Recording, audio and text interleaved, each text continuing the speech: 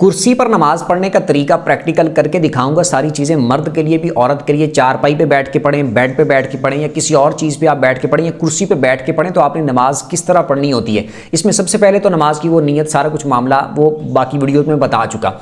असल में आपने पढ़ना किस तरह है, आपने अल्लाह अकबर कह के जब नमाज शुरू करनी है तो हाथ आपने बांधने हैं। मर्द है तो मर्दों ने मर्दों वाली जगह पे उसी तरह बैठे बैठे बांध लेने, औरतों ने औरतों वाली जगह पे हाथ बांध लेने। उसके बाद अगली बारी आती है नमाज में जो पढ़ना है वो सारा कुछ उसी तरह। अगली बारी आती है रुकू करने की। आपने रुकू किस तरह करना है।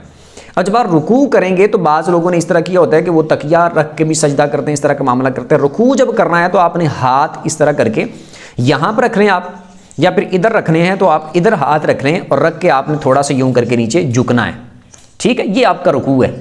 इस तरह आपने रुकू करना है। उसके बाद जब सजदे की बारी आनी है तो मिसाल के तौर पर रुकू से आप उठे, अब जब सजदे में जाना है तो बाज़ लोग सामने तकिया रख के या कोई चीज़ रख के या फिर कुर्सी, वो चेयर इस तरह की होती है कि उसके सामने फट्टी बनी होती है लकड़ी की, तो उसके ऊपर यूं करके सजदा करते होते हैं हाथ रख के। उसके ऊपर सजदा नहीं होता और ना ही उसके ऊपर सजदा करना है, होगा ही नहीं उसके ऊपर सजदा।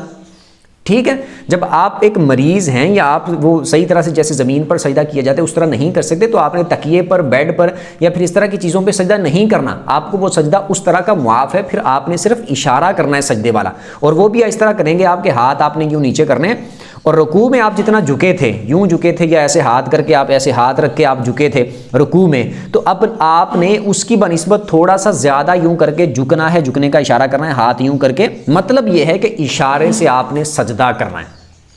ठीक है, यूं करके इशारे से रुकू की बनिस्बत थोड़ा ज़्यादा झुकना है, ये आपका सजदा हो गया। इसी तरह आपने नमाज में जितने भी सजदे करने हैं वो सारे सजदे करने हैं। उसके बाद फिर दूसरी रकअत उसी तरह, फिर अत्तहियात पे जब बैठना है तो हाथ यूं करके आपने रख लेने और बाकी नमाज आपने सारी कंप्लीट करके इसी तरह पढ़ लेनी। ये है कुर्सी पर या बेड पर या चारपाई या किसी चीज़ पर नमाज पढ़ने का तरीका, कि उसमें आपने रुकू और सजदा इशारे से करना होता है।